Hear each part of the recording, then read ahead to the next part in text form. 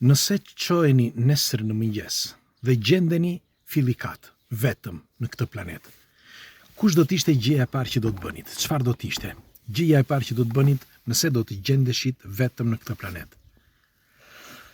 Dëgjoj shpeshherë që njerëzit ankohen që thot njëri ma hodhi, tjetri ma hodhi, ai ma hodhi, ky është me 2 fytyra, ai është me 4 fytyra.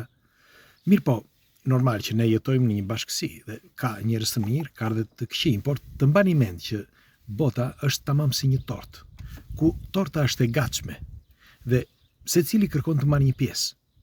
Pra, unë kështu e shikoj botën, megjithatë do të dëshiroja një komentin tuaj. Por në qoftë se do të gjendeshit vetëm, komplet vetëm, pa asnjëri, a do ta suportonit, a do jetonit, apo do mbi jetonit në këtë planet? Normal që shumë njerëz nuk mendojnë për vetvrasje, por mendojnë, ok, si do të jetoj, se kush i di, ku i diet, sepse shpresa është ajo që vdes e fundit, apo jo. Megjithatë, kush është rastësisht dhe nuk e ka bërë ende, do t'i lutesh ata t'i bëj like faqes, që të shihemi sërish, dhe ju falenderoj që jemi për bashkë, por unë do të dëshiroja një komentin tuaj, të secilit. Pra, ngriheni nesër në mëngjes, shikoni që nuk ka mbetur as edhe një gjë, pra as një njeri. Gjën e parë që do të bënit. Normal që nëse do shkonit në një supermarket, nuk ka njeri. Pra në supermarketet, padyshim, janë bosh. Bile janë hapur, ti mund të vjedhësh çfarë të duash në atë moment. Çfarë të duash. Mund të futesh në për banka të marrësh parat, po a do të duhen ato para? Si thoni.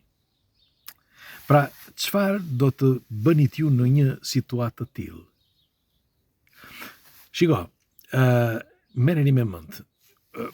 E kam menduar një herë kur isha në një fshat në periferi këtu dhe prisja dikë që të vinte, sepse ishte shtëpia, isha i ri, hajde, shtëpia një zonje, hajde, dhe prisja që të vinte.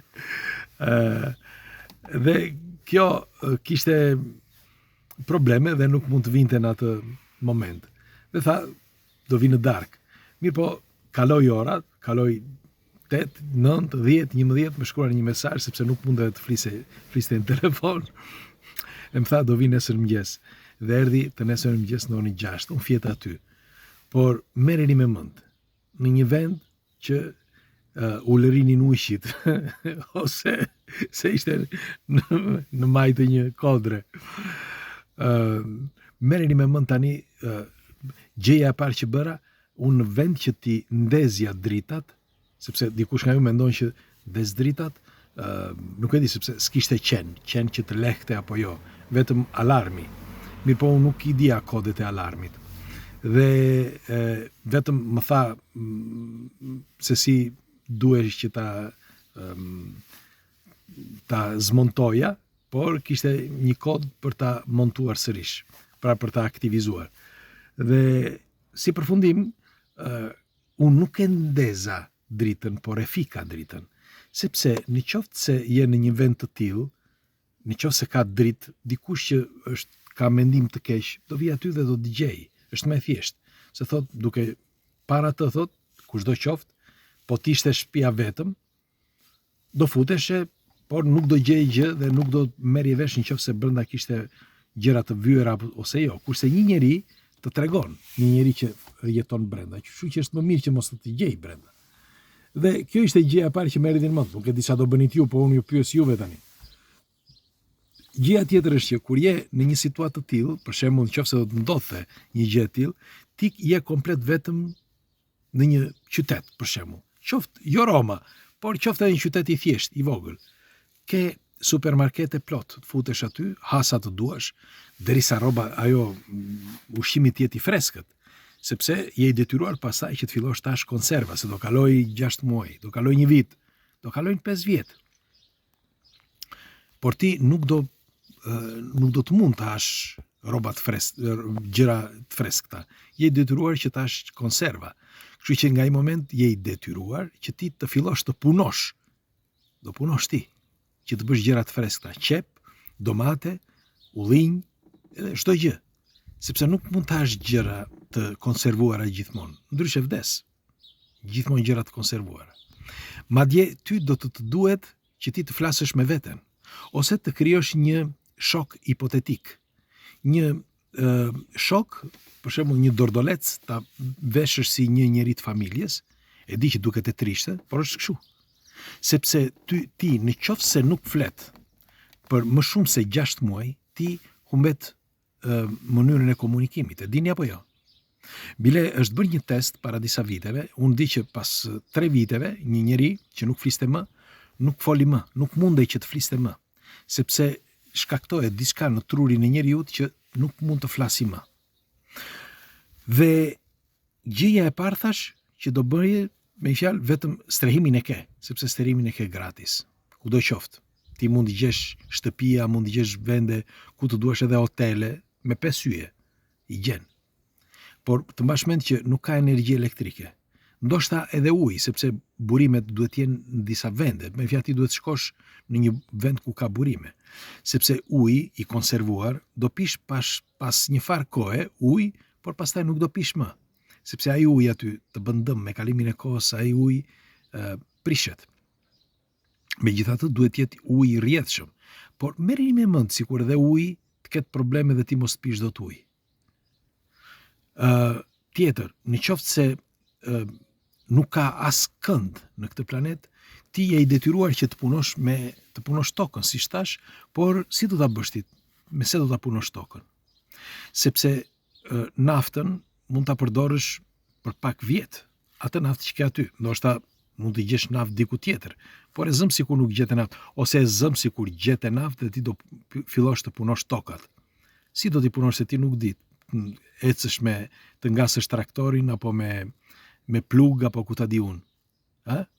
Nuk është e thjeshtë. Për më tepër nuk mjafton vetëm traktori, sepse duhet që të bësh një sër punimesh që ti ta lërosh tokën ashtu siç duhet. Që të bësh aq sa duhet për të ngrënë. Mirë po, ty të mjafton edhe një lopat për veten tënde, pra për një njeri. Mjafton një lopat, mjafton një vend i vogël, një baçe e vogël, që të prodhosh gjërat për veten tënde, sepse sa do hash. Aq. Pra ti duhet të punosh për sezonin, çdo sezon. Normal që për grurin duhet punosh pak më shumë, sepse mbjellja e grurit derisa ti hedhësh nitratin, nëse ka, sepse nuk ka nitrat, duhet ti hedhësh ple. Por edhe ple unë si do ta bësh, sepse nuk ka kafsh. Pra gruri me kalimin e kohës nuk do prodhoj më si më përpara, sepse ti nuk i jep ato pesticidet e duhura, nuk i jep ushqimet e duhura, plehun e duhur, dhe ai me kalimin e kohës ai grur do bëhet i pangrënshëm. Sepse e para një që nuk do lindin më kokra. Dhe me kalimin e kohës, me kalimin e viteve, nuk do bëhet më i ngrënshëm. Pra, vireni re se sa probleme mund të ketë njeriu nëse do të jetonte vetëm në këtë planet. Sepse vetëm nuk mund të jetosh. Pra, është pikërisht bashkësia që bën njeriu të jetojë në këtë formë, sepse do t'jam them, është shumë e thjeshtë. Ti ndoshta prodhon grurin, por ka dikush tjetër që prodhon domaten.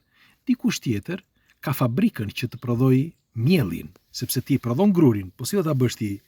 Je i detyruar që t'i japësh dikujt që të bëjë miellin. Mirë po, ai që bën miellin, ai është i detyruar që të marrë makinerin nga dikush tjetër, sepse dikush tjetër e bën makinerin. Ai që bën makinerin merr hekurin nga dikush tjetër.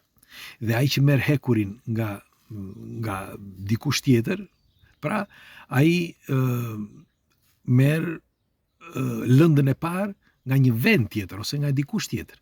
Pra çdo gjë është e lidhur. Por mos thëm pastaj që marrin edhe kompjuterat, sepse makinerit janë të kompjuterizuara. Pra qipat që bën i bën dikush tjetër. Pra çdo gjë është e lidhur mirë me njëra tjetrën, sepse nëse nuk do të ishte kështu, nuk do të mund të este përpara njerëzimi. Dhe kjo ka ardhur si pasojë si mund thuhet, e bashkësisë, pra e lëvizjeve, e marrëdhënieve që kanë patur njerëzit ndër vite, sepse në të kaluarën e bënin me kuaj, e bënin me parmënda, e bënin çdo gjë ose me qe, Dhe ndryshime kishte gjithmonë interaksione dhe marrëdhënie. Por sot është akoma jemi në teknologji dhe sot është akoma më ndryshe. Dhe teknologjia e bën jo vetëm më të shpejt punën, por edhe më të thjeshtë. Dhe kjo bën që të jemi të gjithë në sintoni. Dhe normal, që mes nesh ka dhe nga ta që nuk bëjnë asgjë. Kur i thash një shokut tim, po ti çfarë bën? I thash, mirë unë thashu që hajde, bëj dokumentar, po ti çfarë bën? Tha mua, unë bëj ajër. S'doja të thosha, më vjen zor ta them me fjalë çfarë tha. Unë bëj por, tha. Se s'bën asgjë. Ai ashtu i duket sikur punon, por megjithatë pse do thosha këtë, që ka njerëz që han nga një pjesë të këtyre, sepse punojnë të gjithë, por që të gjithë han nga njëri tjetri. Por disa edhe nuk punojnë fare, sepse është ndërtuar jeta e tij e tillë. Kështu që do të dëshiroja megjithatë një komentin tuaj, ju si do të silleshit në qoftë se do të jetonit vetëm në këtë botë.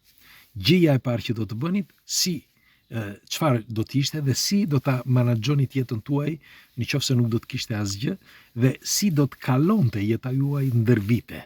Pra jo s'po flas për një ditë, por po flas për muaj dhe për vite. Dhe do t'ju vinte ndërmend që mos jetonit më dhe ai njeriu hipotetik që ju do kishit ndërtuar, sepse jeni të detyruar ta bëni këtë, ndryshe do humbisni, nuk do flisni më, nuk do komunikoni më, do çmendeni. Dhe nëse do të bënit njeriu hipotetik, kush do të ishte? Do të ishte një familjar, një shok, një mik, një vajzë, një djalë, apo çfarë? Pres komentet tuaja. Hajde, ju përqafoj.